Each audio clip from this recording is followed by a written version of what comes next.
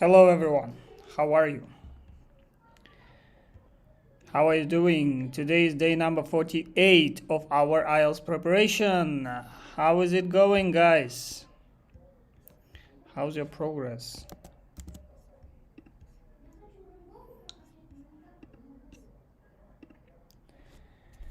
Today I posted three videos.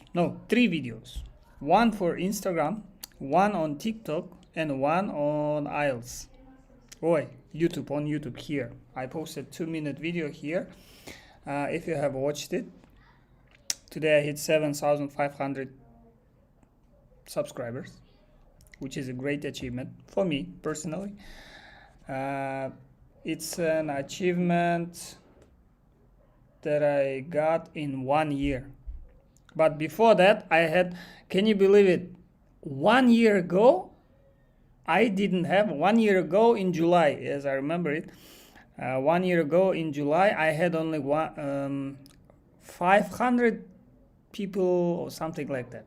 So I only had 500 people last year.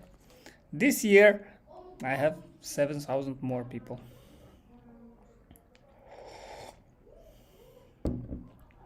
Hello, Ruh. Hello, Leonard. Hello, Alsu. How are you? I'm happy to see you here. Hello. Okay, to my 7,500 subscribers. That's yes, it was recently. I just uploaded it. Just finished it. And I recorded it not long ago. I recorded it about 2 or 3 hours ago. I recorded 3 videos.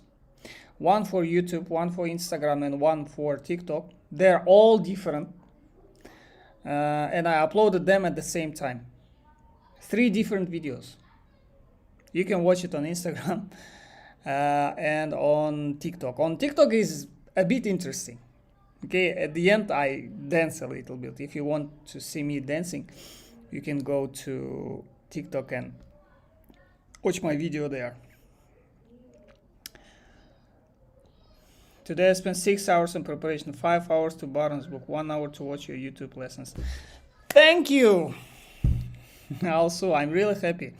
5 hours to Barnes book. Why did it take so long? How many words did you learn? I was waiting for today's class, Ruh. Yeah, I'm happy. I'm glad to hear that, because I was waiting for this class also.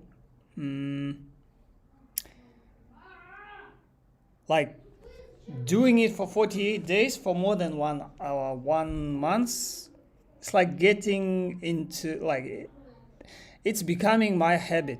It's like people go to gym to have some time for themselves. This is like my gym.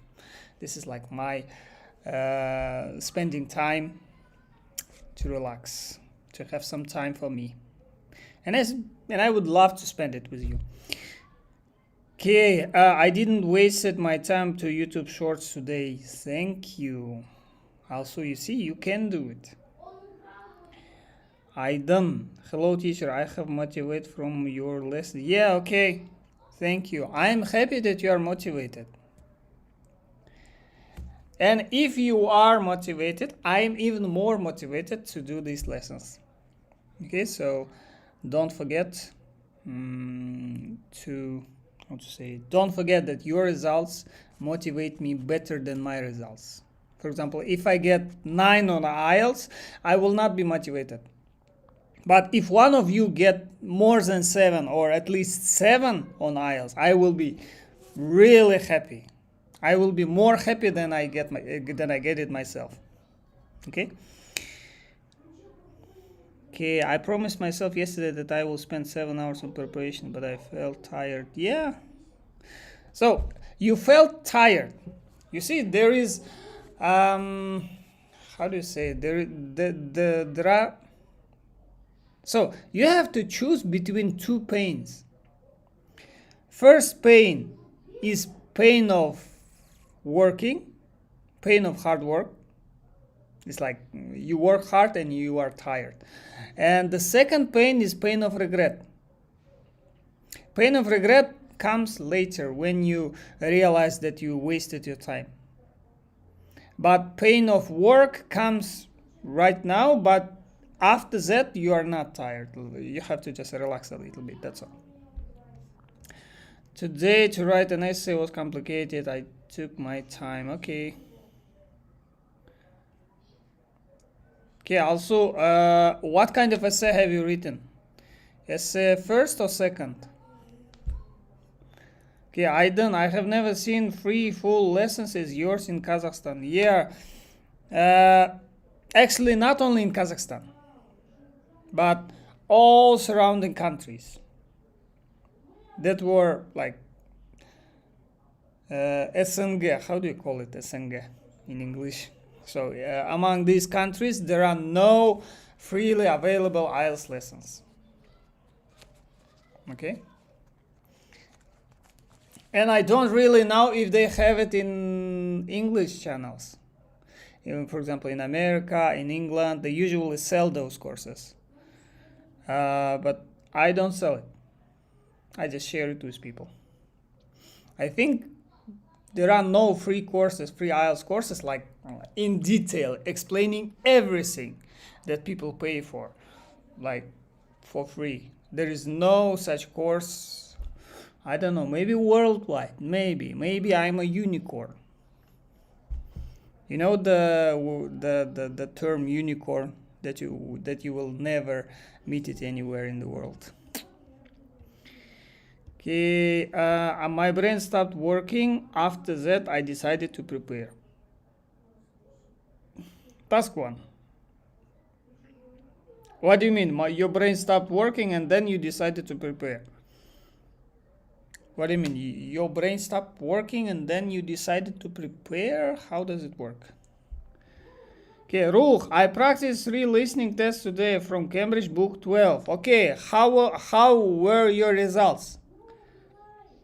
Did you get high score or low score? How did you do it? Did you do it after my lessons or before my lessons? Did you learn the strategies and then did the listening? Oh my God, yes.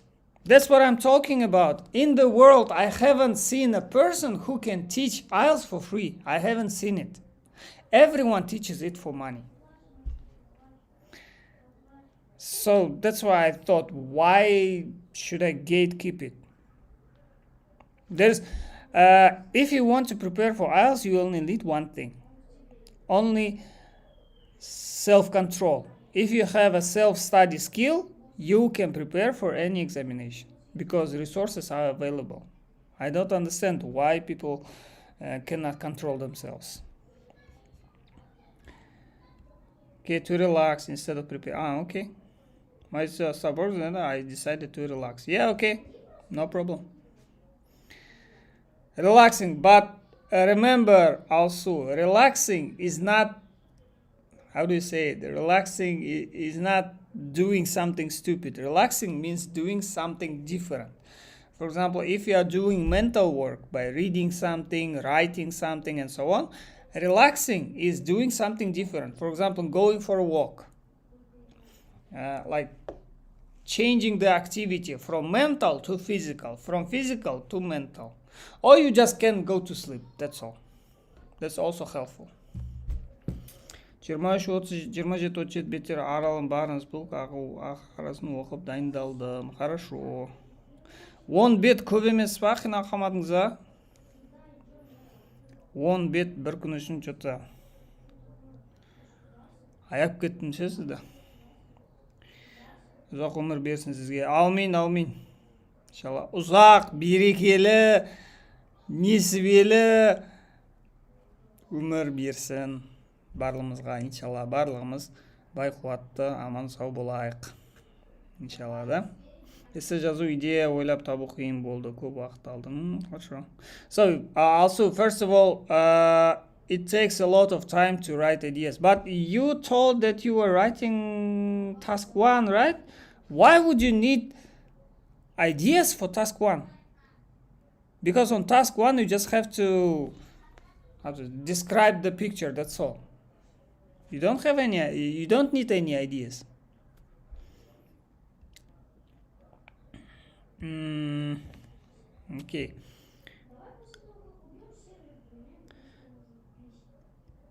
Cedric, today without question. Okay, hello, how are you? Even if you are without question, you are welcome. Is my favorite student. You're welcome. Okay, also, yes, I stopped to prepare and did housework. Yeah, also, good thing. Can I send my essay? Yes, you can send it. I will check it. Okay, so today you took IELTS reading 5.5. Is it okay? 21 out of 40. So it depends what was your previous result. If your previous result was 20, now you have 21, it's a progress. If you had 25, now you have 21, it's a decrease. It's not increase, it's decrease. Then you have to revise some questions. Okay? But generally, yeah, that's normal. It depends on your level. If your level is pre-intermediate or intermediate, it's medium. It's in the middle. It's not good and it's not bad. It's not excellent and it's not terrible. It's normal. Okay, dear teacher, did you pass another test? TOEFL, Duolingo, Cambridge test. How it is? I think that IELTS very interesting, isn't it? Yeah, because you see, because I took IELTS many times, and also just because I know the strategies, I know the system of IELTS, I know how to answer questions, how to write the essays, and so on. Just because I know those details, for me, IELTS is easier because I know what's inside. And also I can tell any person what's inside, so it becomes easy for my students. For example, you wanna take IELTS, you come to me, I explain everything in detail, and IELTS after that will be very simple for you, your whole life. Okay? About TOEFL is different from IELTS. Let me say it's different. There are the same skills: reading, listening, writing, speaking, but they are different. You don't have to write the whole essay. You have to just write some sentences. But don't think that it's easy. It's difficult because there are many questions. Okay, for example, if on IELTS listening you have only 40 questions, there you will have more than 100. Okay, and you will have 1 hour to answer 100 questions.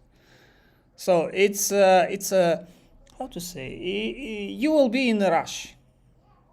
Okay, too many questions, too many words. So for your brain, I think that for a normal brain, it's too much information to comprehend. So that's why TOEFL, I usually for my students, I don't consider taking TOEFL. Duolingo on the other hand is a bit, yeah, you can take Duolingo. Actually, I didn't take Duolingo yet. I haven't taken Duolingo, but one of my students took Duolingo. It was an interesting experience. There are, how to say it? So it's like a mix of TOEFL and IELTS. There are some questions that are similar to IELTS.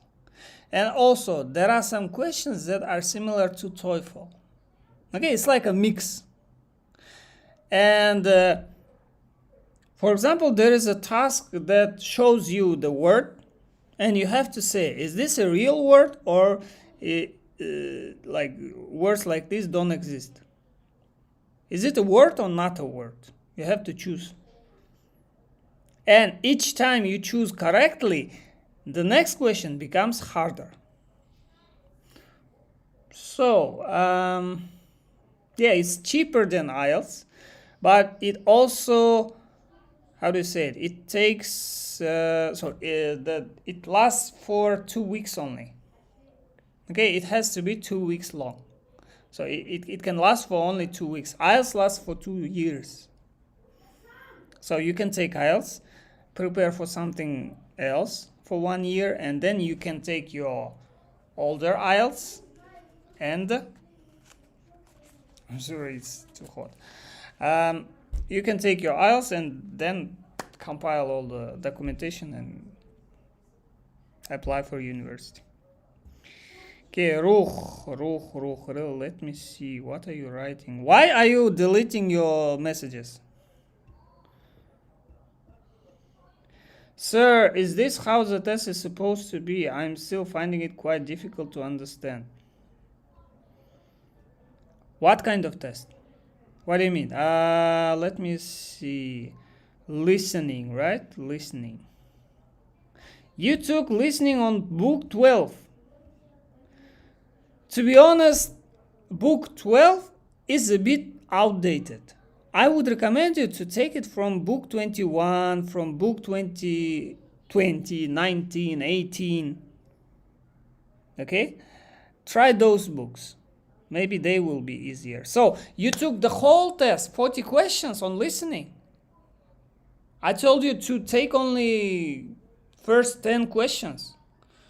You have to take only 10 questions, that's all. Okay, also there was a lot of information. I tried to come to everything. Алсу ме еді? Шын атыңыз? Алсу, не істейміз сізді? Сізді Оксфордқа жіберейік. Не боласыз? Оксфордта, Оксфорд Dictionary, Оксфорд University Press'та Dictionary жазады ғой. Сол жерге новый сөз жазасыз. Так, короче, народ, бедеміз. Давайте. Бәріміз жиналып, Алсуды Англияға жіберейік, сол жаққа барып, новый сөз жазсын. Үшінші рет кіріп жатыр, үшінші новый сөз шығарды. I tried to come to everything. You got it? Хорошо, қазір көреміз, ладно. Бек Султан, hello, I want to ask you about IELTS speaking prediction. Should we trust it and where we can take it? Speaking predictions are usually available. I showed a website where we found the actual speaking questions that were on the examination. The website called speaking9.com, right? Speaking9.com or what? Let me see it. Just a second. Yeah, speaking9.com. Speaking9.com. Okay. Just go to website speaking9.com and you will find the predictions or the questions that were on previous examinations like this year. The actual questions, you will find them. Speaking9. Yes, they are true. They will be on the examination. You can trust them. On speaking9.com, you can trust them. Other websites, I don't know. 35-page Barnes book, Essential Words. Save, I've just started, so maybe that's why I'm having trouble understanding. Could you please suggest an easy way for me to practice? So I told you the way to practice, Ruh. I told you to take only first 10 questions. That's all. Practice only first 10 questions. Try to predict the answer. Try to follow the speaker. And try to identify the word. That's all. Predict the answer.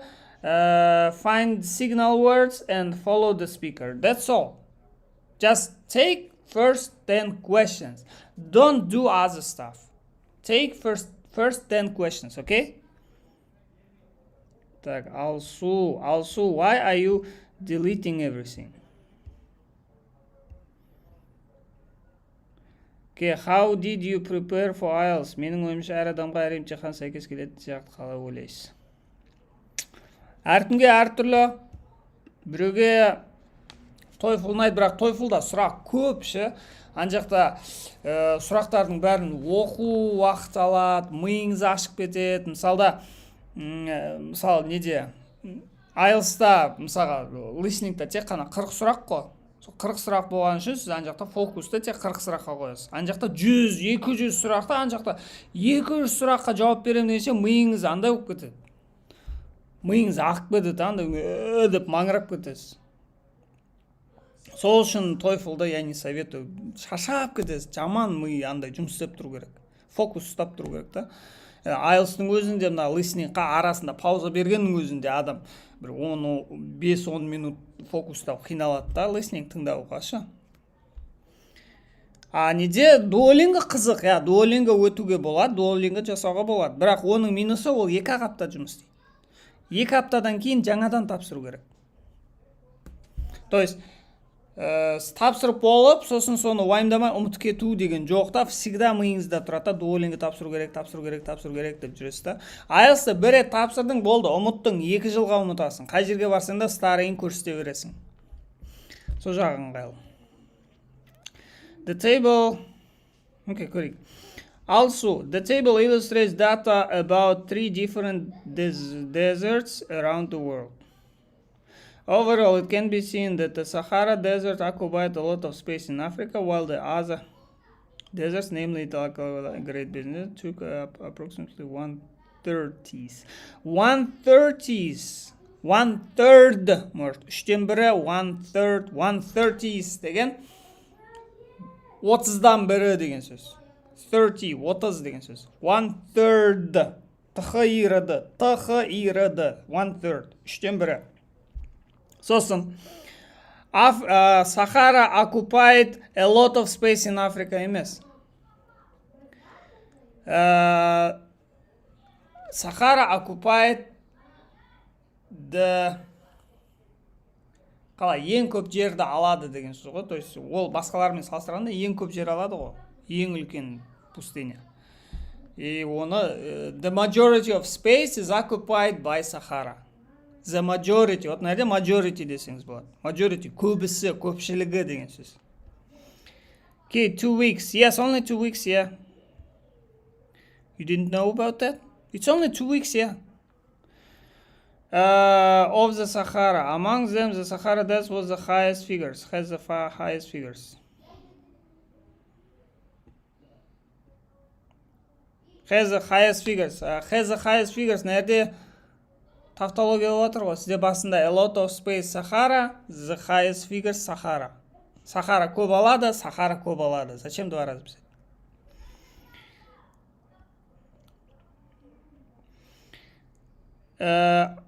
IR.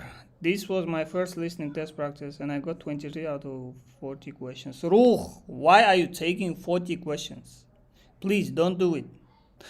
Don't torture yourself. Okay, take only 10 questions. Dedicate 3 days. Then you will see progress. If you do 40 questions at once, you will not see the progress. You will just get tired. And then at the end, you will have a burnout. That's all. And you will not be you will not prepare at all. You will hate IELTS. Okay. Also, looking at the details, the Sahara Desert covers 9 million square kilometers, and the average annual rainfall is 7 centimeters in the north and 10 centimeters in the south, respectively. Yeah, good. The average temperature is 13 summer and 13 in winter. Okay. The highest record of this desert was 58, while the Great Basin Desert recorded 57. Okay. The size of Taklingam, and the average annual rainfall west, 1 centimeter in the east of the desert. Okay. So, for the beginning, you are repeating the words, but that's okay. Okay, you are just training to write it, so that's okay. You repeating the words, that's okay. The average temperature is slightly lower than the Sahara at around 25. Okay. In contrast, the average temperature is considerably lower in winter than others. The interesting point is that this desert showed the extremely cold weather among all the deserts.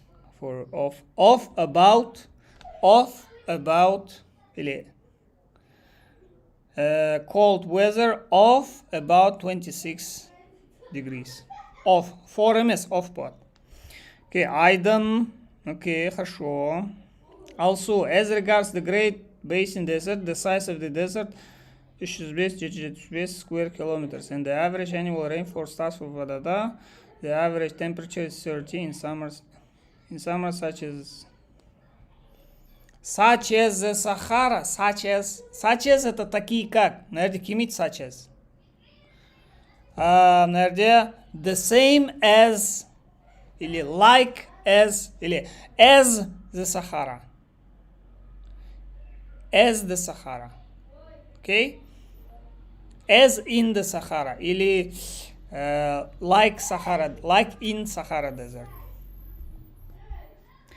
In contrast, the average temperature just over from Taklimakan. In winter, just over from Taklimakan. Just over from the Taklimakan. Больше, чем Taklimakanda. Егер Taklimakаннан көбірек болса,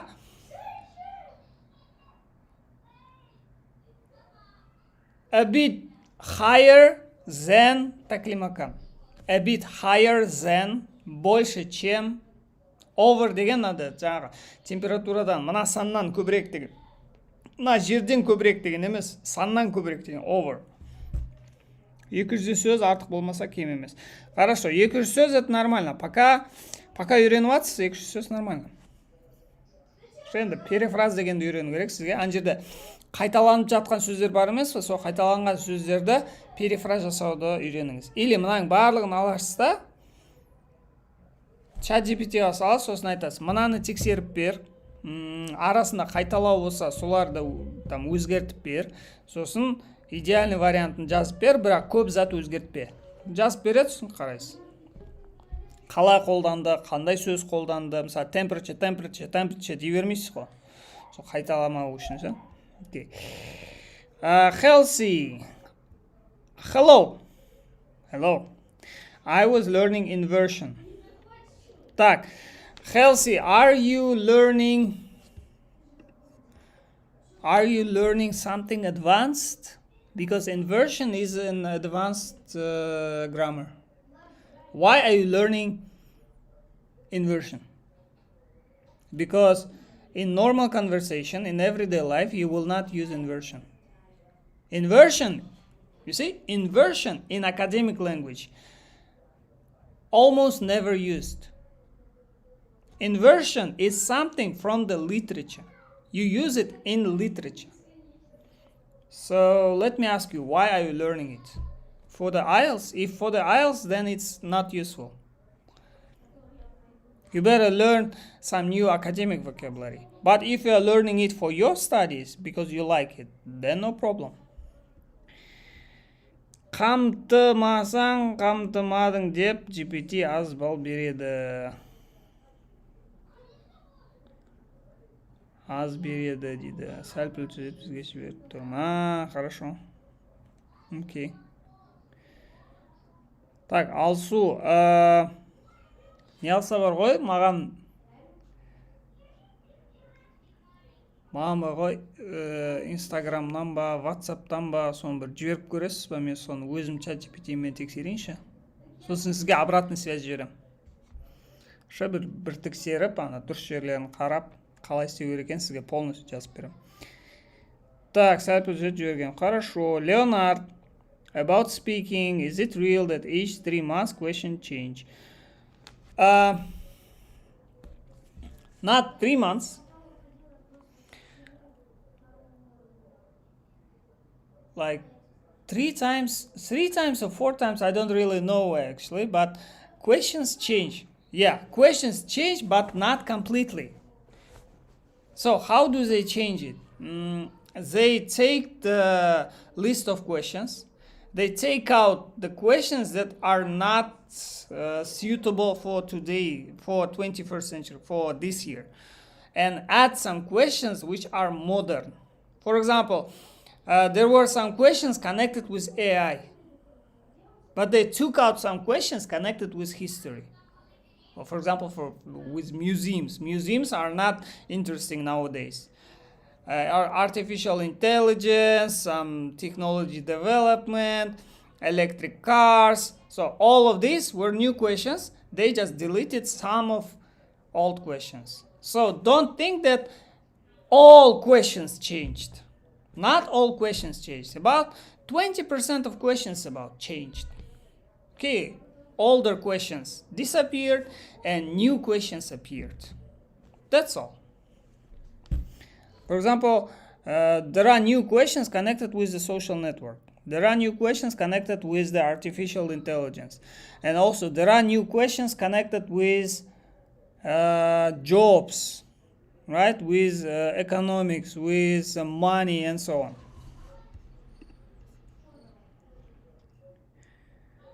Okay, also ретімен жіберіп жатқан ғой. Intro overview деп. Duolingo тест бір нәрсеге жарай ма не? Я, окей. Так, Duolingo'ның тесті негізі IELTS-тың орнына жүреді. Duolingo'ның тесті IELTS-тың орнына жүреді. Бірақ бір мынандай носы бар. Егер сіз ана жақта Duolingo'да дұрыс жауап беретін болсаңыз, оның келесі сұрағы қиындайды.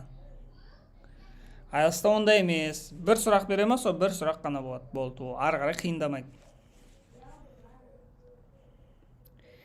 30-дан бірі ма? Окей, хорошо онда. Duolingo test also 2 years. Really? Точно? Ну-ка, да, проверим.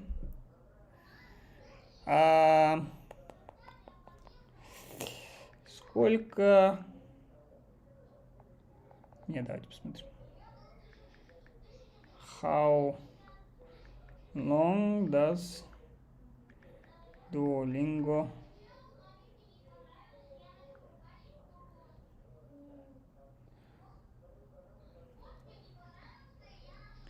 Your certified test result remain valid for 2 years? Really? 2 года? Серьезно? Duolingo 2 года? Обычно 2 недели. Насколько я знаю, было 2 недели. Сейчас 2 года. Короче, о жақта сұрақтар мынандай Duolingo'да. Ең бірінші сендерден мына сөз реальный сөз ба или өтірік сөз ба, соны таңдайды. Сосын не бар та, listening бар. Listening-та, короче, естіген сөз жазасыз. То есть бір сөйлемді оқиды, sentence полностью. Сосын сол сөйлемді жазу керексіз. Ол 4-5 қанша 6 сұрақ па, 8 сұрақ па сондай. Сосын бір не болады? Speaking сияқты болады. Speaking сияқты дегенде андай болады. Как она называется? How do you call it? Короче, speaking болғанда, ана жақта біреумен сөйлесіп отқанда боласыз да, ана жауаптарын таңдайсыз. Сосын соның барлығы болғаннан кейін сіз жазу керексіз. О чем вы разговаривали только что. Сондай.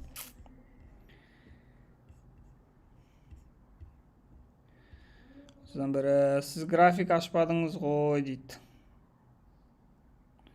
Графикті көрдім мен кітапта мен оны өткем. Графикті көрген ма, мен оны көрген. 30 деген көрмей алдым да просто. Қалай шаршамайсыз, барлығына қалай үлгересіз? 40 сұрақ толық жасамасақ, нәтиже балл шықпай қала ма? Қай жақта? Айдын? IELTS-та ма или басқа жерде ма? Шаршамайсыз дейді, барлығына қалай үлгересіз? Барлығына неге? IELTS-тағы сұрақтардың барлығына ма? Оның үлгеретін несі бар? Барлығы бүйтіп жүреді ғой, сол по порядку жүреді ғой. Просто отырасыз, тыңдап отырасыз, бол. Listening-та менің ішім пысып кетеді, ше? Андай, тезірек сөйлеш, ана жауабын айтшы тезірек дегім келеді, кейде андай. Не деп езіп жібереді, кейде. Болмайтын затты айтып кетеді. Okay, так, also, what is the inversion? I don't know at all. Healthy. Why are you learning inversion? Барынс букта writing тасқа 3 кесте берген ба, бір тақырыпқа байланысты отырдым, соны қамтып дейді. Also бүйтесіз ғой. Короче, ана жақта 3 берілген болса, 3 абзац қылып жазсаңыз да болады. Мысалға, Сахара дезертті бір абзац қыласыз, 3 сөйлем жазасыз. Мына жерде мынандай болды, мынандай болды, мынандай болды деп. Сосын келесі дезерт. Ол жерде мынандай болды, мынандай болды, мынандай болды. Ну, арасында салыстырмалы жасасаңыз болады. Мынаумен салыстырғанда мынада азырақ болды деп. Бір-екі сөйлем жазып кетеді. Сосын үшіншісіне жазасыз, болды, все, бітеді. Ары қарай конклюзін жасау керек емес. Өзі біте салады. Так, алсу, inversion. You don't need inversion. Inversion деген ол бізде етістікті басына қой, бастауышты соңына қоя ма, сондай бірдеңе. Бізде университетте өткенбіз, бірақ біз оны литературада өткенбіз. Андай IELTS-қа керек емес ол. Литературный, әдеби сөйлеу ғой. Қатты оны уайымдамай қойыңыз. IELTS сабақ түсіруге дейді. Қазіргі сабақты айтып жатсыз ба? Қазіргі сабақты түсіруге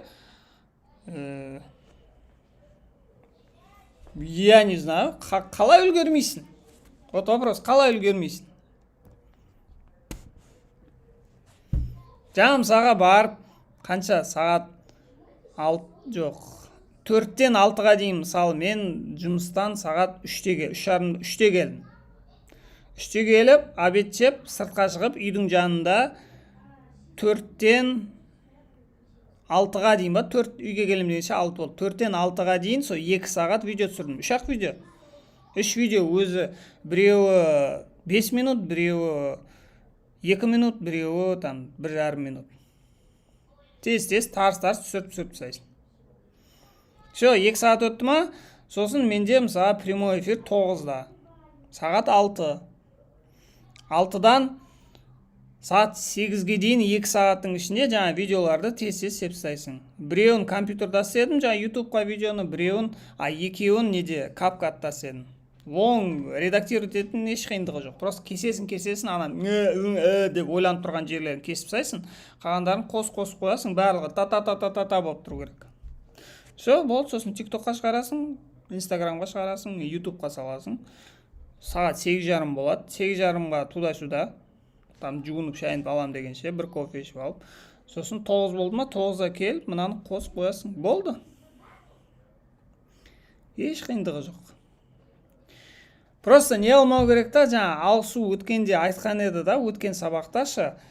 1,5 сағат рилс көрдім, 2 сағат рилс көрдім дейді да. Ну, ол тек қана алсу емес, бәріміз көреміз ғой. Просто со жаңағы 2 сағаттың ішінде бір видео жасап тастасаң да болады да. Мысалы, қазір мен 1 сағат отырмын ба, 1 сағат әлі жетпеді, даже 40 минут отырмын. 40 минут сабақ отырмын. Бірақ ол, видите, неге оны оңай істеп жатырмын? Ол негізі оңай емес о. Ол дайындалу керек. Мен неге оны оңай істеп жатырмын? Потому что мен 2012-ден бері бастап істеп жатырмын да оны. Егер сендер оны 14 жыл бойы тоже істейтін болсаңдар, барлықтар мына жерге жазылып қалады да. То есть мен жыл сайын одно и то же өтем. Ол мына жақта жазылып қалған менде. Мен оны просто түрлендірем. План дайын мына жерде келіп, соны басқаша әдемілеп айтып берем. Болды. Еш қиындығы жоқ. Просто 14 жыл жұмыс істеу керек. Сізде мысалы 14 жыл бірдеңе істесеңіз, келіп спокойно істей саласыз ғой мысалы.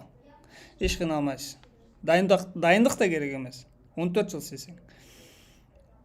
Бірақ мына жерде мысалы 48 күн болды да, мен мысалы басында прямой эфир кәдімгідей мен үшін жұмыс еді. Ол дайындау керек, 8-де 1 сағат бұрын дайындалатын едім. Кавер дайындайсың, тақырып дайындайсың, бірдеңе, короче. Қазір мысалы 48-ші күн уже үйреніп қалдым да, мынау да дайын тұр, мынаны да бүйтіп дұрыстап қойдым, уже кіріп сразу өте берем.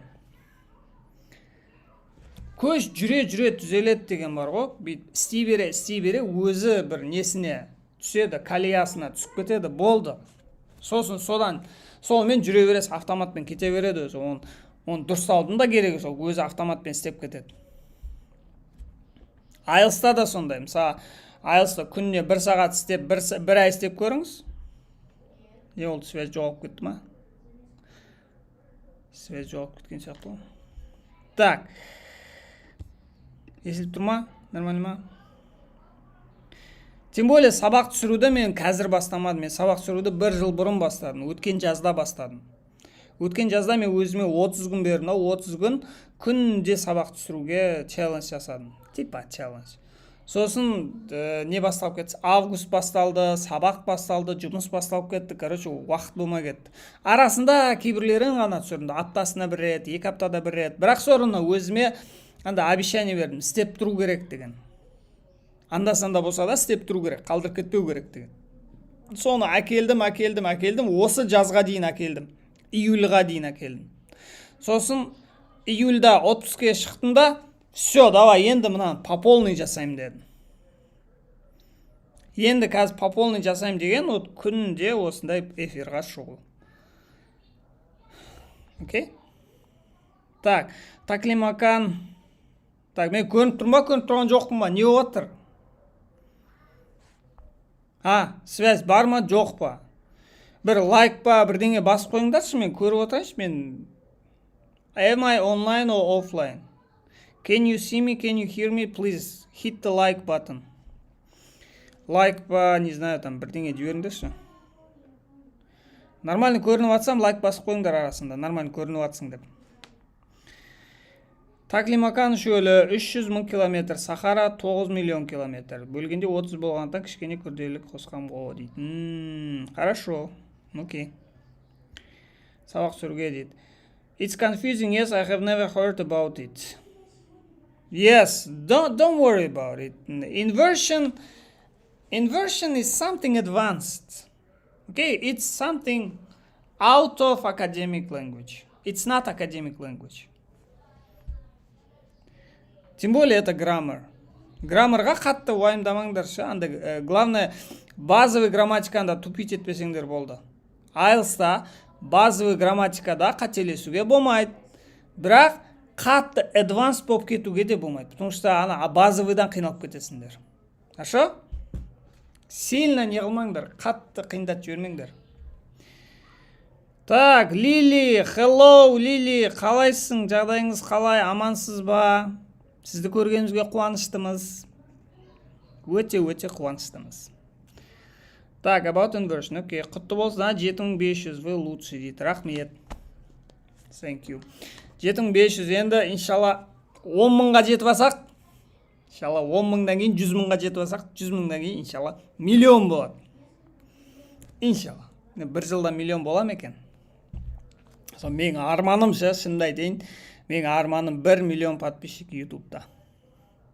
Я не знаю, зачем мне миллион подписчиков, но я хочу это. Хочу знать то, что я помог миллиону человек. 1 миллион адамға көмектескенді білсем, спокойно түнде ұйықтаймын. Альхамдулилля. Так. Маяқта не болып кетті, сұрақтар көбейіп кетті. Бексултан, Қырғызстан, экзаменатор, могу быть кыргызы. Да.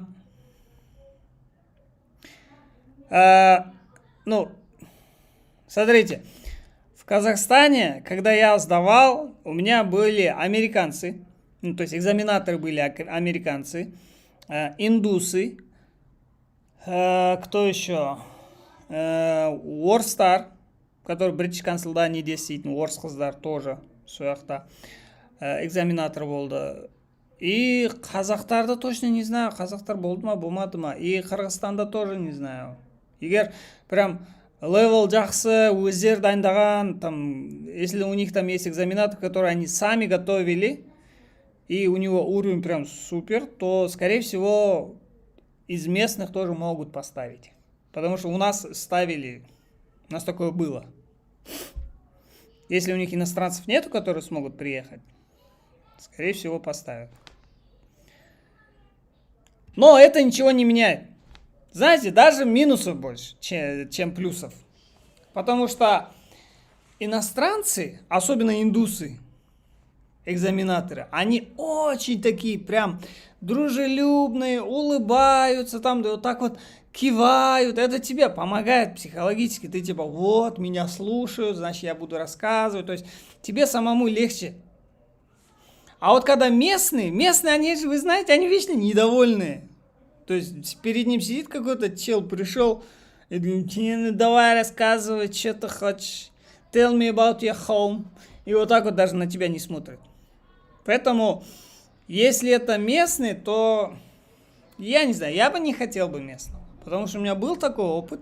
И мне очень не понравилось, потому что там взгляд такой, типа, ты че, тварь, приперся, дегендей ше, бір түрлі, да, вообще не в тему.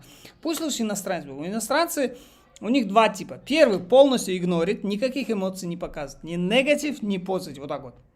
Как робот сидит. А второй, это у нас такой позитивный. Да, yes, okay, and then. Улыбается, смотрит на тебя. Вот. Но у них там негативных, как у местных, такого нет. Я не предпочитаю местных. Так, Алсу. Мен ағылшын тілі мұғалімі 3-ші жыл ауылда. Дұрыс айтасыз дейді. Так, Айдын, егер ауыл жақта болсаңыз, сізде өте үлкен шанс. 3 жыл болды дейсіз ғой, да? You are teaching for 3 years. I would recommend you to learn something specifically. Start learning vocabulary. Start learning grammar on your own. You can study English. You know English. Improve your English in the in the nearest 2 years. Dedicate 2 years to improving your language. Your speaking, your writing skills, everything. For example, dedicate 1 year. For example, this year, learn it yourself.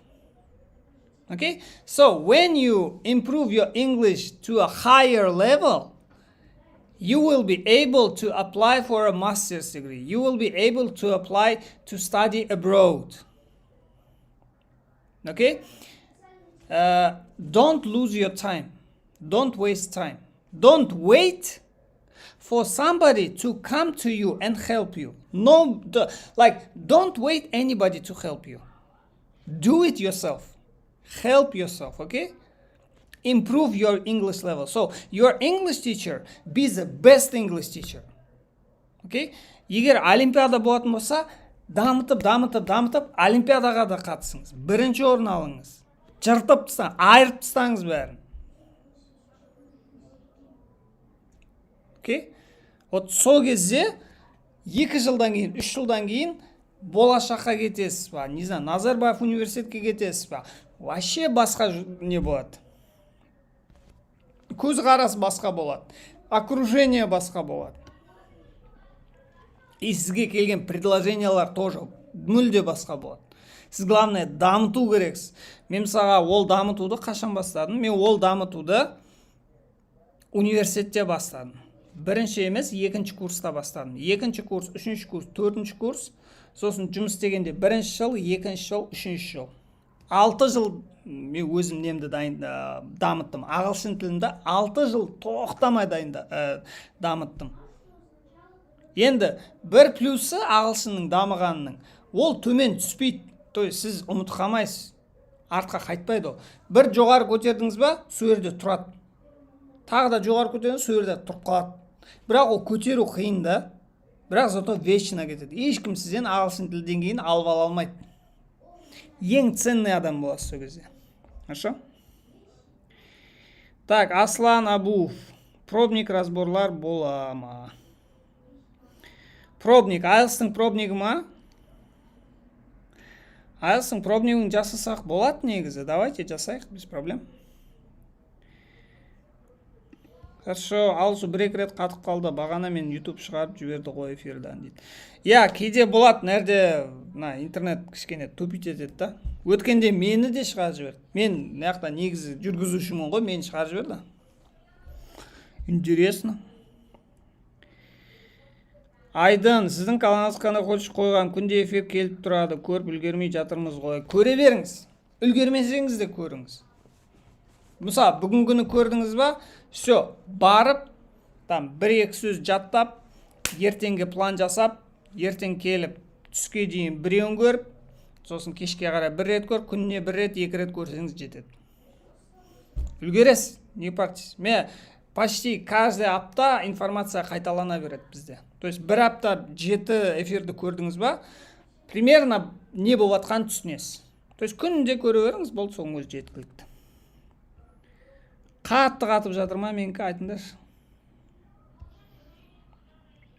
Все, естілсе болды. Главное, естілсе болды. Аудио естілсе болды. Unconsciously, automatically, I learned this word today. Yes. And there is also a word which is called subconsciously. Unconsciously, subconsciously. Подсознательно. Unconsciously, несознательно. То есть на автомате делаю деген сөз. Subconsciously, это значит ішіммен сезіп тұрмын деген сөз. Окей, бұйырсын дейді иншалла. Аумин. Қазірдің өзінде мыңдаған адамға көмектесіп жатырсыз дейді. Я, иншалла, соң бір берекесі болар иншалла. Алладан қайтарды деп үміттеніп жатырмын. Так, Рух, sir, where should I start? I'm a bit confused about how to begin. So, Ruh, I'm telling you for the third time. Take IELTS listening. Okay, am I lagging? So, take IELTS listening. Listening, part 1. First 10 questions. And do those 10 questions 3 days. I mean, you can do 5, 10 practices. You can do 10 practices of part 1 for 3 days. And you will see the progress. Then you move to part 2. When you move to part 2, tell me. I will explain you part 2. For now, you can do just part 1. Okay, so your homework, Ruh, your homework is doing listening part 1 10 times. Then we can continue. I will explain you part 2, okay? Мен де экзаменатордан қорқатын сияқтымын дейді. I agree with Aidan. You are helping us to improve our knowledge. Yeah. So you see, there is a very interesting thing. The more I help you, the better I become.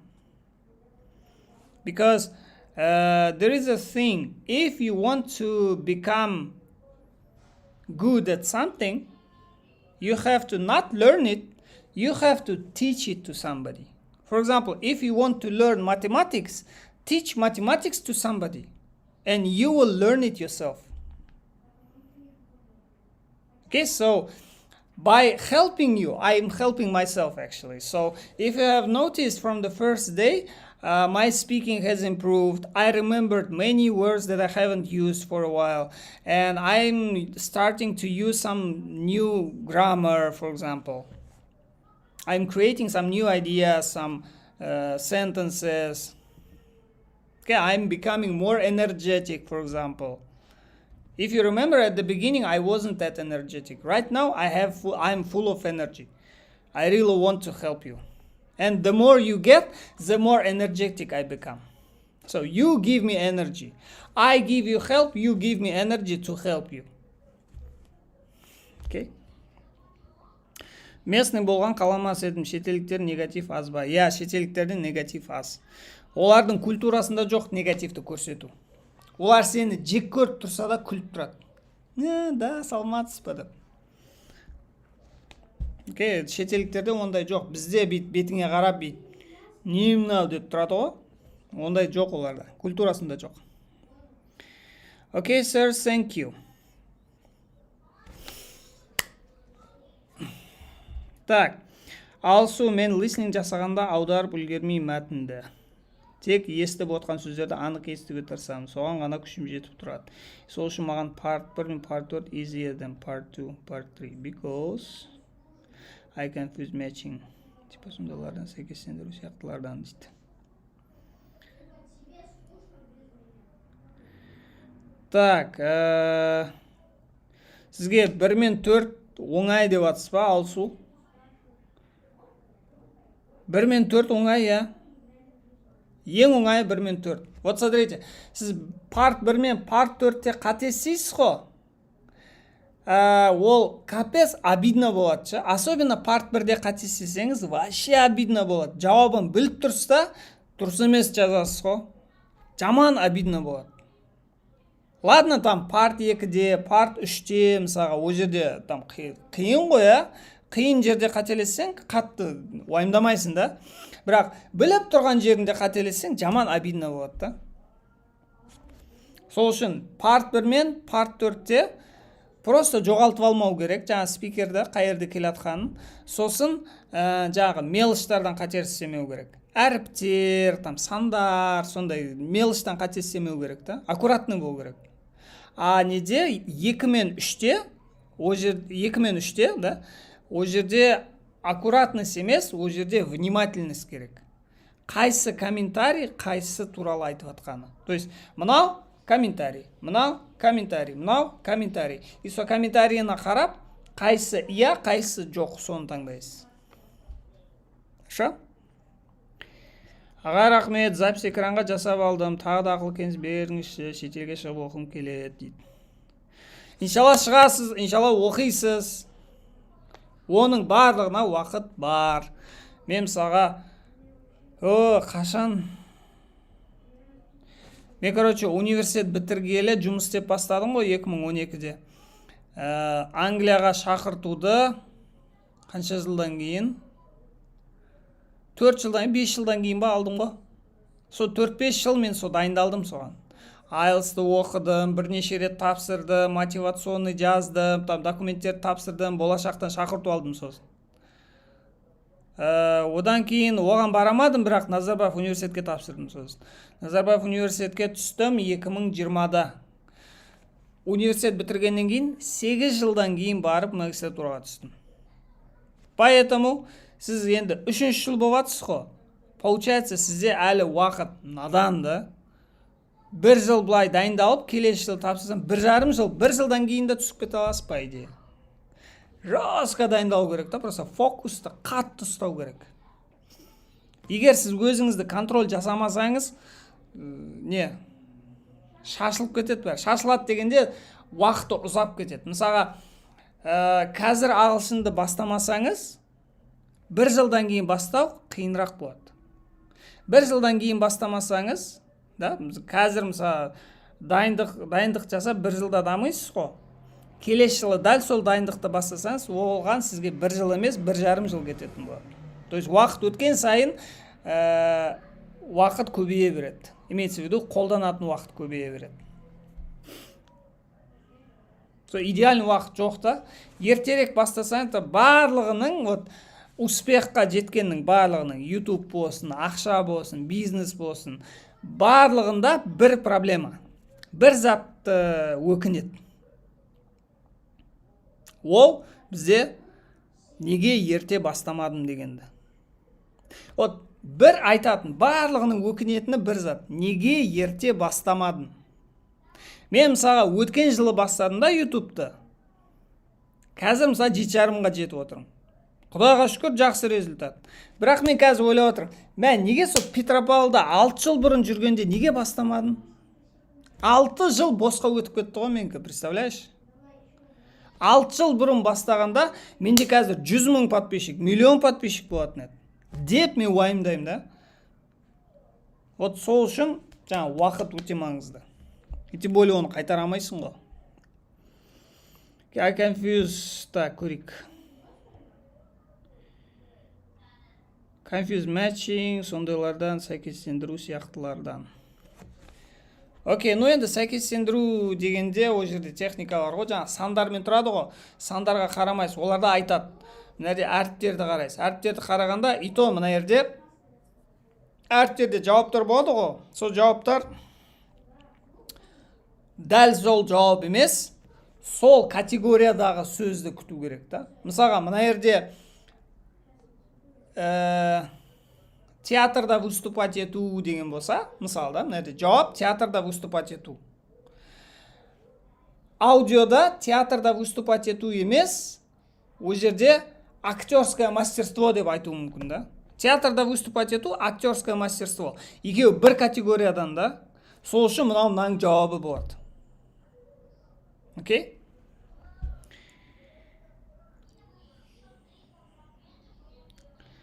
Так, биыл 3-ші орын алдым олимпиададан. Болашақта оқығым келеді, карьерам өсіргім келеді, магистр дәрежем бар дейді. Хорошо. Болашаққа, егер сіз магистратураға грантта оқысаңыз да, екінші рет болашақ арқылы грант алсаңыз болады. Болашақтың гранты ол басқа грант магистратураға. То есть магистратураға екінші рет болашаққа тапсырсаңыз болады.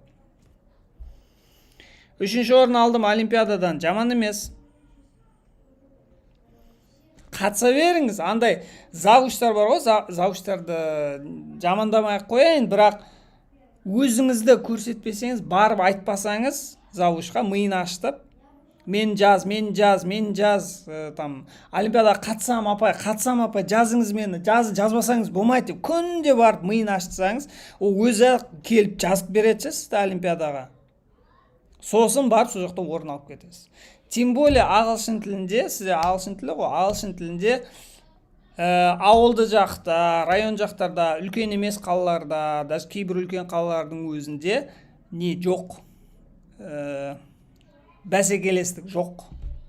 Потому что мықты мұғалімдердің, ағылшын тіліне мықты мұғалімдердің барлығы или Астанада мықты мектептерде отыр, или Алматыда частный мектептерде отыр. Олар и то кейде қатысады, кейде қатыспайды олимпиадаға. Или олар частный мектепке кетіп қалған, который вообще олимпиадаға қатыспайды. Қалғандары просто бейт. Сәл-пәл там орын алатындар да. Арасында болып қалуы мүмкін бір андай. Мен мысалы олимпиадаға қатыстым ғой, қалалық, облыстық олимпиадаға қатыстым. Вообще жоқ, бәсекелестік деген жоқ ан жақта. Барасың, IELTS-тағыдай әдемі қылып жазып бересің да эссені. Все, сен бірінші орын қояды. Вообще проблема емес. Sir, can I practice with ChatGPT? You can practice with ChatGPT your writing.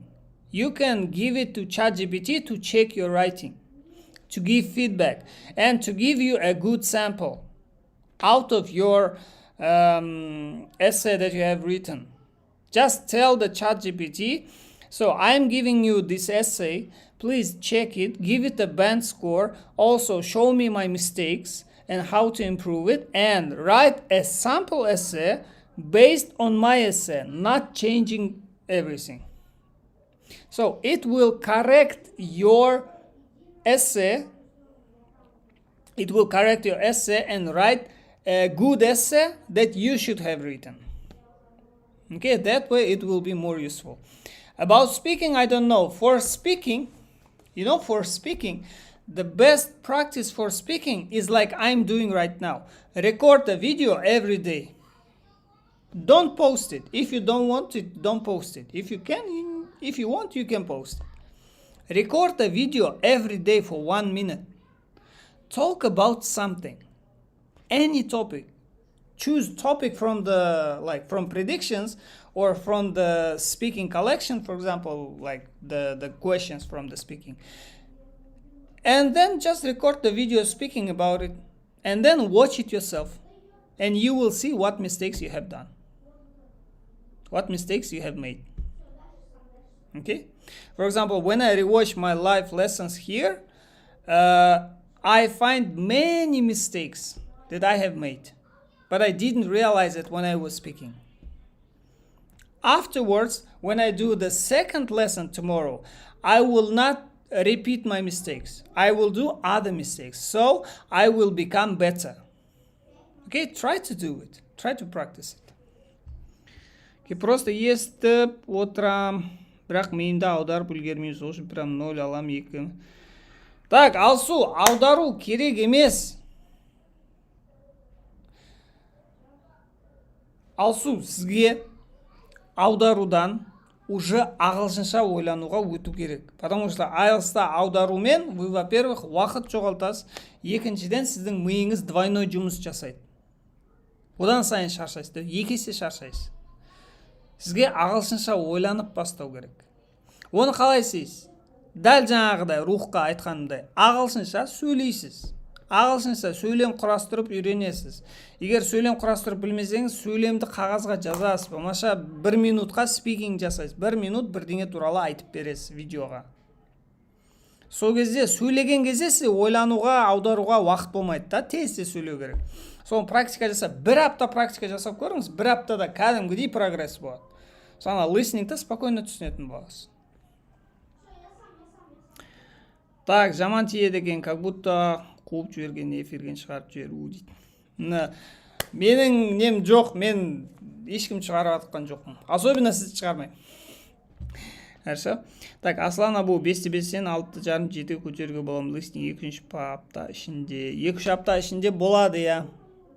Listening'тан. 6,5-7 алу үшін сізде part 1 идеальный болу керек. Part 4 тоже идеальный болу керек. То есть 8, 9 или 10 алу керек. 1 мен 4-тен. Сосын екінші part хотя бы жартысынан көбі болу керек. 6-7 болу керек. Сосын part 3 хотя бы жартысы болу керек. 10-нан 5 алу керек хотя бы. Сол кезде сізде 7 болады. Хорошо? Ол үшін 2-3 апта дейсіз ғой. 2-3 аптаға listeningті бөлетін болсаңыз, сонда 3 күн part 1-ді идеалға дейін жеткізесіз. Сосын 3 күн part 2-ні максимально тырысасыз істеуге. Сосын part 3-ті тоже практика жасайсыз, хотя бы жартысын алып тұруға постоянно. И то оны бөлек-бөлек дайындайсыз. Әрқайсысын бәрін бірге дайындамайсыз. Бөлек-бөлек дайындайсыз. Бәрін араластырғанда миыңыз ашып кетеді. Сол үшін отдельно дайындау керек әрқайсысына. Сөйтіп бір апта, бір 10 күн дайындалсаңыз, 10 күннің ішінде кәдімгідей прогресс болады. Чтобы бөлек-бөлек дайындаңыз. У меня спикинг сейчас 6. Можно ли за 20 дней сделать 7? Да, 20 дней говорите на камеру 10 минут. Ой, по 1 минуте. Говорите на камеру 1 минуту. Или 2 минуты. Ну, 1 минута идеально будет. Просто возьмете телефон, фронтальную камеру включите, видео включаете и записывайте 1-минутное видео на английском каждый день. Рассказывайте про какую-то тему. Или можете рассказать про свой день. Можете рассказать вот эти вот speaking вопросы есть же, можете оттуда взять что-то. Увидите то, что за 20 дней прям нормально будет английский. Speaking. Особенно speaking. Okay, sir, так. Sir, what band score did you get and where do you live? I live in Kazakhstan. Okay, I live in Kazakhstan, in South Kazakhstan, to be precise. My band score was in 2020. The last time I took IELTS was 2020, 6 years ago.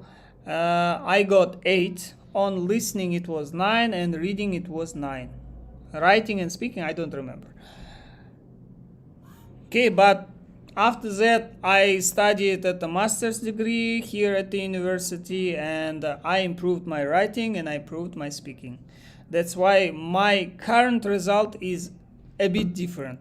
I don't really know because I haven't retaken the IELTS, but if I retake it, I think I can get 9. I wouldn't say that I will get 9 at each part, but overall band score can be 9, can be close to 9. Okay.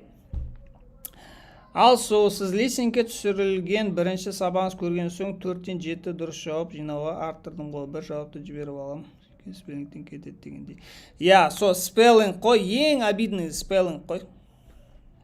Вот видите, вот сабақтарды көресіз, сосын практика жасайсыз, өте пайдалы да, кәдімгідей көтеріледі. Потому что ана жақта сізде кейбір затты байқайсыз, кейбір затты байқамайсыз, андай не болады да, сол жерде именно сол секреттер, нелер дейді, тактика, секретная тактика, ешқандай секреті жоқ.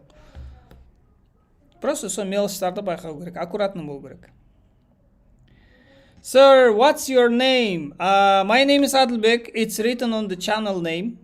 My name is Adilbek. Бакалаврдан кейін сразу магистр оқыдым, содан кейін 2023 жұмысқа кірдім дейді. Окей, хорошо. Жұмысқа деп, смотрите, пока сізде возможность бар кезде, сіз енді 3 жыл, получается магистратура 2 жыл, 5 жыл өтті ғой, универ бітіргеннен кейін 5 жыл өтті. Пока уақытты жоғалтпай, дамытып алу керек, 35-ке жетпей тұрып. Сказ 5 болса, значит, примерно 27 десіз, да? 26-27 десіз примерно. Вот сізде примерно 8 жыл бар. Ойлаңыз, 8 жыл. Мен қазір 35-темін. Арамызда 8 жыл. Сізде 8 жыл бар, чтобы өзіңізді дамыту үшін. Вот 8 жыл мен не істейсіз? Жыл сайын одно и то же өтіп 8 жылдан кейін дәл сол жерде отырасыз ба? 8 жыл деген кәдімгідей уақыт қой, прям адамдар 1 жылдың ішінде дамып кетіп жатыр. Сізде 8 жыл бар әлі. Жыл сайын бірдеңе болып жатыр да, сіз содан қалып қойып жатсыз. Сол қалып қою деген ол бізде өзіңді дамыту деген сөз. Өзіңнің бірдеңеңді дамыту, что-то строить или себя строить, өзіңді дамыту. Именно жаңағы профессия бойынша дамыту да, ары қарай одан сайын потологына дейін жету да. Ана категория алу, там, не знаю, сынып жетекшілігі деген вообще оған уайымдамаңыз. Ол өтірік әңгіме. Да, мен мысалы категорияны көтердім, ол ешқандай пайдасы жоқ оның карьераға. Магистратура, болашақта мысалға зарубежом оқу. Докторантура тоже оқуға болады, егер оған қабілетіңіз бар болса.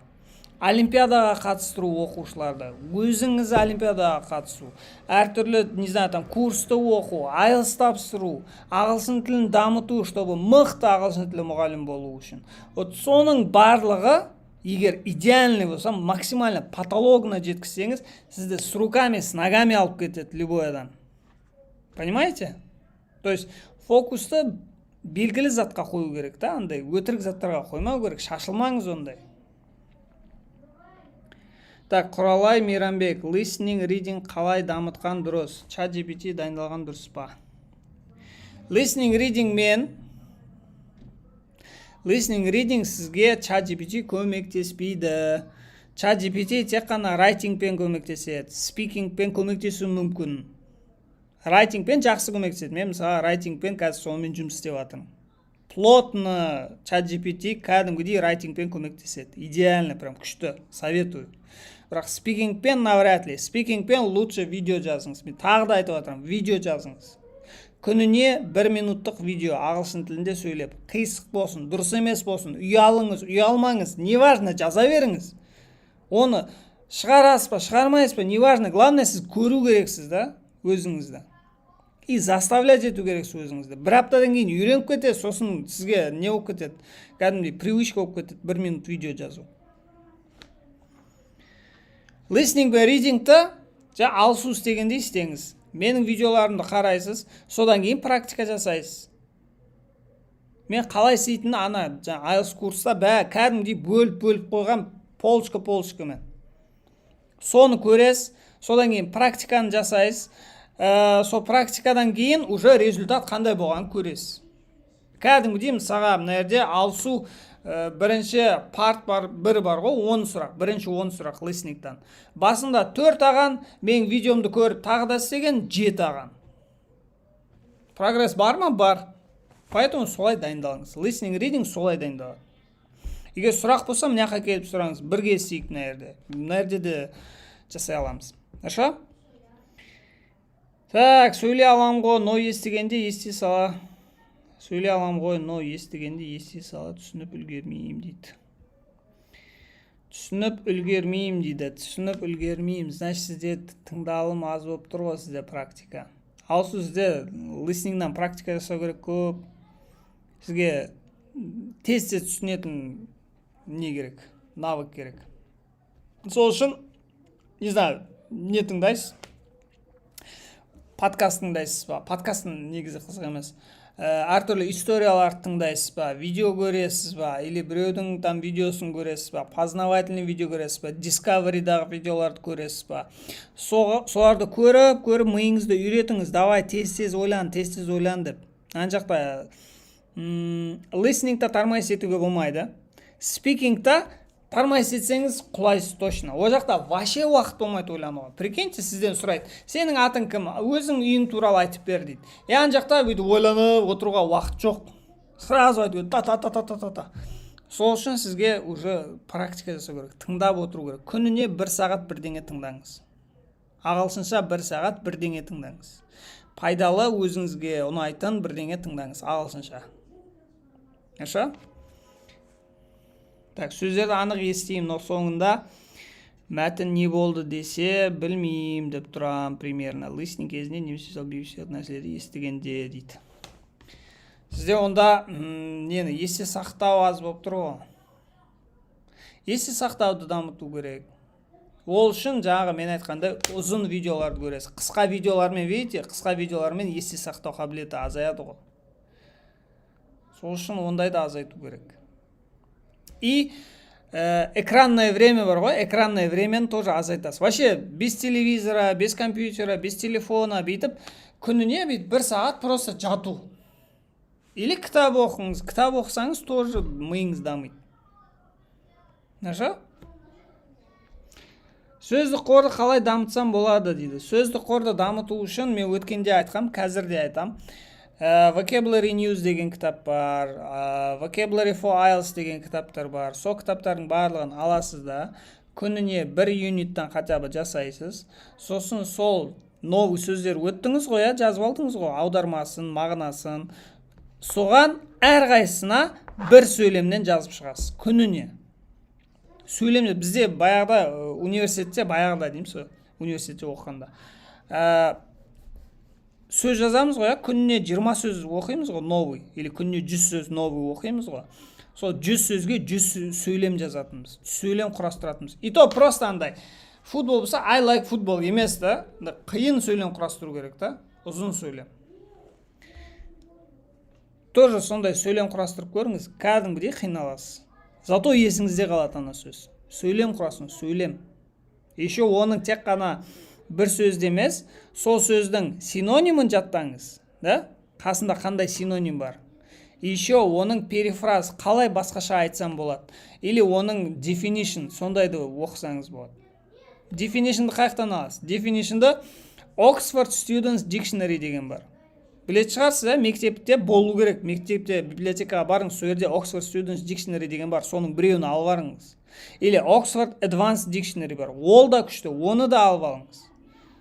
Сол dictionary мен, сол жаңа definition мен сіз көбірек сөз жаттайсыз. Мектепте болу керек, обязательно барып алыңыз соны. Оқушыларға бермеңіз, бірақ өзіңіз қолданыңыз. How long is this class? Good night, I'm going to sleep. Okay, Ruh, good night. Sleep tight, have good dreams. This class doesn't have a time limit. If you want to sit for 2 hours, we can sit for 2 hours. Because I'm free today. Okay, but usually I'm not free. After 10, I have some lessons. But today I'm a bit free. Okay, өз жасымнан қалып кеткен сияқты қорқыныш бар. Ауылда өз жұмыс істеп, докторантура қызығамын, ғылымға қызығамын дейді. Қызықсаңыз, онда докторантураға барсаңыз болады. Бірақ докторантураға Қазақстанға не советую? Лучше Назарбаев университетке барыңыз. Или докторантураны неге барып көріңіз. Сіз лучше бүйтсеңізші. Магистратураға болашаққа тапсырыңыз.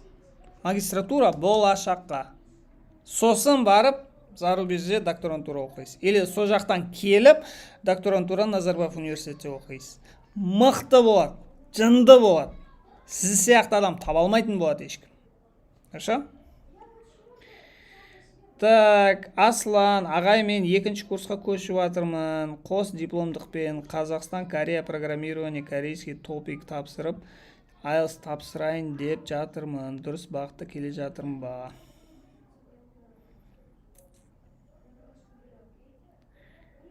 IELTS тапсырайын деп жатырмын. Дұрыс бағытта келе жатырмын ба? Я?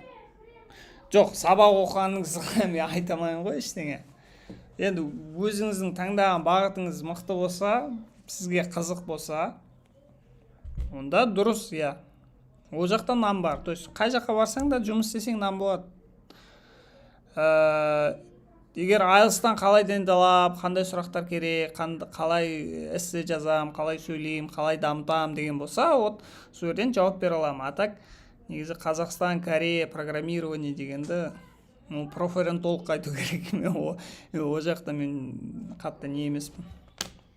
Топик енді тапсырам, сосын listening, Гарвард сияқты университеттегі лекциялар көрген дұрыс па? Я. Америка, Гарвард деген бізде Америка ғой. Американский, английский тыңдайсыз ғой. Еще американский, английскийда көп сленгтар бар. Сол жағынан абайлаңыз. Сленгтар бар, сол сленгтарды түсіну қиын. Олар еще тек қана сленг емес, еще фразовый глаголды қолданады, сол жағынан кішкене қиындау. Так, Нұрай Шаяхметовна. Нұрай Шаяхметовна. Hi, hello, how are you? Қалайсыз, Нұрай? Амансыз ба? Нұрай Шаяхметовна, мен сізді танимын ба, танымаймын ба? Сіз жаңадан келдіңіз ба? Жағдайыңыз қалай? Амансыз ба? Үй бала шаға, тыныштық ба? Так, room, good night, Алсу шаршады. Хорошо, Алсу. Шаршаған болсаңыз, мен де қазір бітіремін, өзі сәл қалды. Бір екі-үш рет лайк басып жіберіңдер, сосын бітірем. Хорошо? Бүгін особенный сабақ болды ғой, кәдімгідей адамдармен сөйлесіп. Так, Айдын, миды жаратын эфир болып жатыр. Болашаққа тапсыруды алаңдап отырмын. Алаңдамаңыз. О жақта турлар бар. Каз-тест, психотест, IELTS, сосын собеседованиясы бар, документ тапсыру бар, справкілері бар. Барлығы ЕГОВтан тапсырылады. Вообще уайымдаудың керегі жоқ. Бәрі техничный істеуге болады, күшті істеуге болады. Уайымдамаңыз. Хорошо, ең уайымдайтыны ол қандай тақырыпты зерттеймін деген. Вот соны уайымдаңыз. Қандай проблеманы зерттеймін. Сіздікі егер education болатын болса, направление, онда сол жақтан именно қандай проблеманы зерттеймін, қандай бағытта зерттеймін деген. Мен мысалға менің рух па? Все. Менің мысалға магистратурадағы тақырыбым дәл қазір істеп атқан затым. Менікі ол flip classroom болған тақырып. Аударылған сынып дегенше. Білесіз ба? Flip classroom деген ол бізде оқушыға видеоны бересің, осы жақта теорияны оқиды, сабаққа келіп практика жасайды. Мен де қазір дәл соны істеп жатырмын. Сіздерге мына жақта теорияны беріп жатыр. Бірақ практиканы мысалы, или практиканы мына жерде істейміз, или өздерің істейсіңдер, сондай бірдеңе, короче. И сол тақырыптан шыққан YouTube канал ғой мынау. Сол оқушыларға видео жазып соларға бергем да. Солар көріп сабақта андай уже IELTS-тан практика жасаймыз. Маған андай техника мыналар түсіндіру керек емес та. Содан шығып кеткен мына YouTube канал ғой негізі. Вот. Сондай бір тақырып өзіңізге таңдап алыңыз да, сосын соны ары қарай шұқылай бересіз. Бір тақырыпты алып шұқылай бересіз, короче. Так, рух дейді. Алсу, рухты айтып жатсыз ба? Хорошо. Рухтың атын білсек жақсы болатын еді ше. Рух деген қазақтарға бір түрлі естіледі екен. Так, Құралай, сіздің курстарыңыз қанша? Құралай, маған отдельно жазыңызшы, мен сізбен отдельно сөйлесем, хорошо? Негізі мына жақта да курс бар, соны бір қарап шықсаңыз болады. Егер оның пайдасы тимесе, мен жоқ отдельно өтем дейтін болсаңыз, онда маған отдельно жазыңыз. Контакт таба аласыз. Threads-тан или Instagram-нан бүйтіп бір тауып алыңыз мен. Так, бағанағы ұйықтаймын деген балаға айтып жатырмын. Хорошо. Нұрай, жақсы, өзіңіз қалайсыз, танисыз ғой, уже көп уақыт болды кіре алмадым дейді. Өткендегі, Нұрай есіме түсті. Қалайсыз? Жоқ болып кеттіңіз ғой. Өткенде кіріп, активный болып, енді қазір тыныштық па, аманшылық па? Жоқ болып кеттіңіз, сіз көрінбей қалдыңыз. Құралай, 1-2 айда 5,5, 6,5, 7-ге көтеруге бола ма? 1-2 айда көтеруге болады. Егер сізде изначально 5,5 болса, 5,5 уже болса, значит 6,5-ға көтеруге болады. Бірақ 7-ге дейін жетуге болады. Бірақ условия, сіз қатты жұмыс істеу керексіз. Өз-өзіңізді аямау керексіз. От сол кезде 7-ге жетуге болады. Оған көбісі шыдамайды. Менде болған ондай оқушылар. 5,5 бар да, бірақ 7 алғысы келеді. Бірақ соңында ақыры 6,5 алып қалып жатыр да. Неге десе, менде болмай жатыр деп салбырап қалады да кейде ше. Сол үшін өз-өзін қинай алатындар 7-ге жете алады да. 6,5-ға без проблем жетуге болады. 1-2 ай. 1-2 емес 2 ай деңізші, 2 ай. 1 емес 2 ай. То есть средний дайындалу уақыты 2 ай негізі. Алсу, I didn't tired. Жоқ, I didn't tired емес, I am not tired болады. And I'm happy that you are not tired. Okay. Так, дальше. Аслан, сосын Қазақстанда IELTS жасайтын курс кам 100-150-ке тұратын. IELTS жасайтын курстар. Ана курстарды айтып жатсыз ба, ана рекламасы не қылған? Реклама беріп жатқан курстар ма? Ол курстар туралы ештеңе айтамаймын ше, потому что реально өтірік алдайтындары бар, бірақ жағы ең рекламада көп көрінетіндер емес. Ең рекламада көп көрінетіндер, олар больше неге оқушының self-study'ына байланысты. Егер оқушы өз-өзін мықты контроль ете алатын болса, олардың айтқанындай шынымен болады. Олар просто сондай оқушыларға бағытталып істеп жатыр да. Сен өз-өзіңді контроль ете алсаң, конкретно результатың болады деп айтып жатыр да. Бірақ сен маңырақ паған, бүйтіп еріншек, деген болатын болсаң, анау саған сен хотя супер-пупер мұғалімге бар миллион теңге төлеп. Все равно сені көтере алмайды, сен андай салбыраған болсаң. Вот сол жағынан скам деуге болмайды. Олар шынымен качественный сабақ береді. Бірақ кейбірлер бар, который вообще сабақ бермейді, лақтырып кетеді, ақшан қайтарылмайды, ана деген. Ол уже недобросовестный, ол уже реально кидалалар. Андай студенттер болуы мүмкін, бірінші жыл енді бастап атқандар болуы мүмкін, или реально андай развод болуы мүмкін, да, мошенниктер болуы мүмкін, который типа курс жасадық, ақшаларын жинадық, и аумен жоқпыз. Сондай да болуы мүмкін. Потом ол жақтан сәл апасына. Одан да мына ютубқа кіріп, мынаны оқысай, мына ютубтағы сабақтарды оқысай, прямой эфирға кір, сұрақтарыңды қой, адамдармен амандас, жағдайым білім, саған Нұрай қанша болды? 2 апта болды кірмегеніне. Не қылып Нұрай кірмейді 2 апта? Ағай, мен сізден біраз нәрсе сұрайын деген едім, байланыса аламын ба? Я. Тресқа кіресіз, WhatsAppқа жазасыз. Болмаса Instagramға кіресіз, сояқтан жазасыз. Социальный сетті мені тауып алыңыз. Хорошо? I'm not tired, thanks. Окей, Алсу. Так, кто это? Елеуш Абсалт дейді. Ассаламу алейкум ағай, уағалейкум ассалам. Бір деңгеймен 2 ай күнде 2 сағаттан дайындалса, примерно қандай балға тапсыра аламын? Так, бір болса, 2 ай күніне 2-3 сағат болса, онда 6,5 болады. Максимум 6,5. 6,5. Б1 это значит 5,5-6. То есть 5,5-6 уже алып тұрсыз. Егер сәл қиналсаңыз 6,5 аласыз. Егер өзіңізді контроль етіп 6-7 сағат дайындалсаңыз, өзіңізді қинап дайындалсаңыз, онда 7 аласыз. Хорошо? Бірақ оған көбісі шыдамайды. Assalamu alaikum from Uzbek. I'm Ozot. Hello, how are you? So right, my IELTS band is 5.5. I want to say thank you for your free lessons. My reading score before was 4, but after watching your videos, my reading score grew to 5. Вот. Here is the result. Guys, here is the result. If you work hard, if you do the practice, if you watch my videos, you will have a progress. You will have a progress. I promise you. Okay? And if you watch my live lessons every day, after 1 month you will have a progress. You will see your progress. Okay? Thank you. Озот.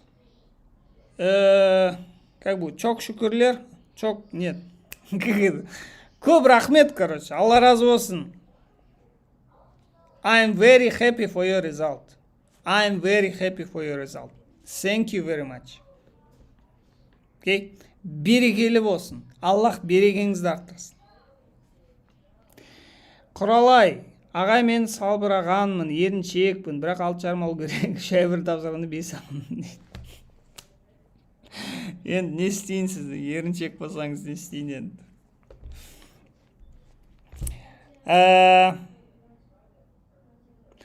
Жауапкершілікті аласыз. Басқа выход жоқ. Мен де еріншек. Но надо себя заставлять. То есть, мен еріншекпін деп, еріншекпін дегенге результатыңыз болмаған лақтыра салу, это как детская позиция, кішкентай баланың позициясы. Поэтому сәл жауапкершілікті өзіңізге алу керек. Ондай жеңіл выход жоқ, жеңіл жол жоқ. Қиналу керексіз, өзіңізді заставить ету керексіз. Басқа выход жоқ. Мен сізді отырып мына жерде заставить ете алмаймын. Кім болса да, сіздің әке-шешеңіз болса да сізді заставить ете алмайды. Бірақ сізді заставить ете алатын екі ақ зат. Ол бір, сіз өзіңізді өзіңіз заставить ете аласыз. Егер өзіңіз заставить етпесеңіз, сізді өмір заставить етеді. Қайсын таңдайсыз? Сіз өзіңізді қинайсыз ба? Или өмір сізді қинай ма? Қайсын таңдайсыз? Вот сол туралы ойланыңыз, сосын жауап беріңіз. Так, стримға кіріп едім, выгорание болып қайттан оқуға желание аштыңыз ғой дейді. Құдайға шүкір, сіздің желаниеңізді ашқаныма Құдайға шүкір, альхамдулилля. Я, выгорание болады, когда сіз результат күтесіз. Результат үшін емес, өз-өзіңізді қинау үшін кіру керек. Білу керексіз, то, что қиын екен. Ожидание қиындық болу керек сізде. Выгорание болмау үшін ожиданиеңіз төмен болу керек. Сол кезде сәл жақсылық болса, мәз боласыз. Окей? Еще уақыт беру керек. Түсіну керек, то, что аз уақытта болмайды. Сіз, мысалға, 9 әйелді жинап, 9-ы да екі қабат болса да, олар барлығы бір айда бір бала тумайды ғой. Барлығы 9 айда туады ғой. Уақыт керек қой. Сол сияқты уақыт керек, шыдам керек, табандылық керек, күнделікті жұмыс керек. Ол сізді қажытады, ол сізді қинайды. Енді қиналмасқа жол жоқ басқа. Или сіз өзіңізді қинайсыз, или өмір сізді қинайды. Бірақ мен көз алдымда болған оқиға. Кім екен, не екен айтпай қойын, бірақ шынымен сонда оқиға бар. Өз-өзін қинамаған жас кезінде. 40-50-ге келген кезде, уже бала сағасы туылып, папа, не қыламыз, нетеміз деген кезде, амал жоқ. Қазір айдалада жүр. Ақша тауып. Ну, выбирайте. Қайсы жақсы сізге? Так, ағай мен 6,5 алдым октябрьда, 7,5 аламын енді. Иншалла. Давайте, дұға етейік. NU1F1, иншалла, 7,5 алсын. Аумин. Деп дұға етейік. Хорошо. Так, hello, I'm not taking IELTS, but by watching your live videos every day, my brain started to give words in English now. Yes, okay. English words. If you watch my videos every day, you will start to notice that you are start to think in English. And some of the words, there might be a situation where you know the word in Kazakh or Russian, right? But you cannot remember it. And you say it in English because English word comes first. So something strange happens. Okay, so keep watching. Так, сіз кезінде IELTS-қа қалай дайындалғансыз? Инсайттарыңызбен бөлісе аласыз ба? Инсайттарымен өзі қанша 1 жыл болды бөлісіп жүргеніме. Қалай дайындалған? IELTS-қа мен вообще 0-ден бастап дайындалған, мен ешкім үйретпеген. Университетте үйреткен, то есть одан бұрын ағылшын оқыдым 2 жыл. Сосын барып IELTS-қа көштік. IELTS-та мен мұғаліміммен өзім жарыстым. Қызық болды, просто мұғалімнен көбірек алу деген. Сосын жарысқан кезде жаңағы тақырып өтеміз, әртүрлі техниканы өтеміз, өзімде іздеймін, әлі іздеп жүрмін, новый техникалар, новый бірақ ештеңе жоқ, 14 жыл болды, 14 жылдың ішінде новый не табылады. Соны алып қайталап, одан сайын дамытып жатырмын да. Күніне. Секрет жоқ о жақта. Негізі дайындықта секрет жоқ. Дайындықтың бір ғана секреті бар, ол бөлек дайындалу. Мынандай бар. Как съесть слона деген бар. Вот сұрақ. Піл алдында 10 тонналық піл тұр да. Қалай жейсің соны? Саған тапсырма болды. Қалай жейсің пілді? 10 тонналық піл тұр. Қалай жейсің? Піл де бар ғой. Қалай жеу керек айтайын ба? кішкентай бөлік қылып кесіп аласың да, кішкентай бөлікпен жейсің. Вот IELTS үлкен да, үлкен экзамен, 3 сағаттық экзамен да, көп сұрақтар бар, қиын да. Бірақ оның барлығын бөлек-бөлек бүйтіп жинайтын болсаң, оп-оңай тапсырма бар. Вот сөйтіп бөліп істейсіз, болды. Ешқандай секрет жоқ. Мысалы, listening бастайсыз ба, 40 сұрақ дайындалмайсыз. Бірінші 10 сұраққа ғана дайындаласыз. 3 күн, 4 күн, 1 апта бола қойсын, 1 апта болсын. Бірінші 10 сұрағын дайындайсыз. Пока 10-нан 10 алмағанша. Қағандарын вообще дайындалмайсың, ұмытасың. Сол 10 сұрақ дайындадың, келесі 10 сұраққа көшесің, келесі 10 сұраққа көшесің, келесі 10 сұраққа көшесің. Қарайсың, listening бітті. Шо, 1 аптада, жоқ, 1 айда listening бітті. Идеально, все. Сосын сені сұрайды.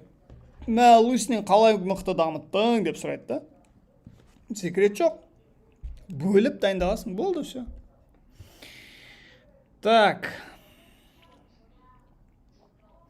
So I have one question. If I continue studying hard, like with spending 2-3 hours on each day, will I get after 6.5 after 1.5 months or 2 months? Yeah, you will. Believe me, you will. In 2 months, you will get 6.5 or maybe 7. Keep working. Don't stop working. Don't reduce the speed. You have already your speed. Okay, you have already gained some momentum. Don't lose that momentum. Go further. If you have studied for 2 months and you are okay with that, study another 2 months. You will get even higher. Okay, you will get used to it. You will do something automatically. You will get even better results. So don't stop doing it. Keep doing it. And you will not do something new. You will repeat the actions. That's all.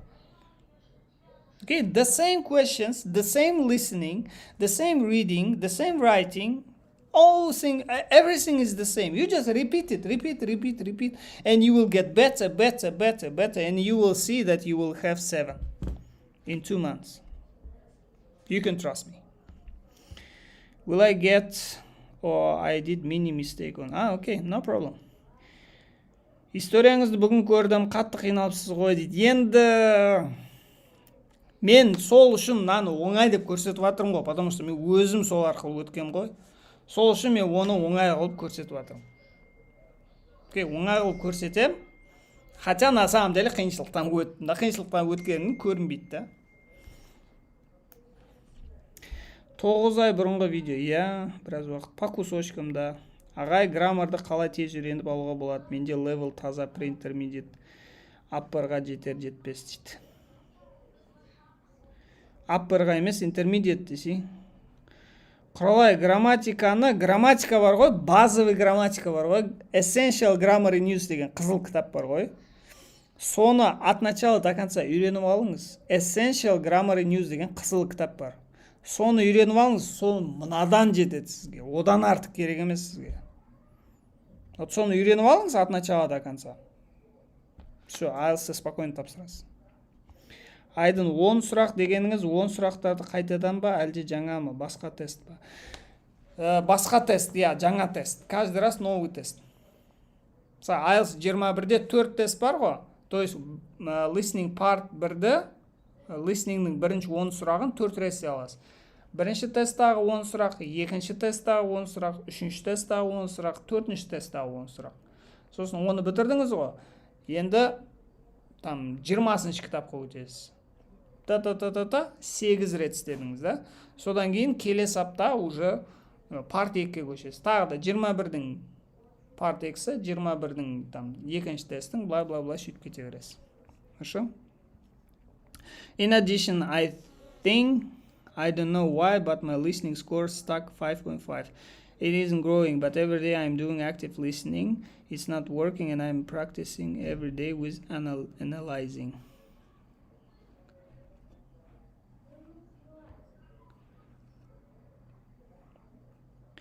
Every day I'm doing active listening.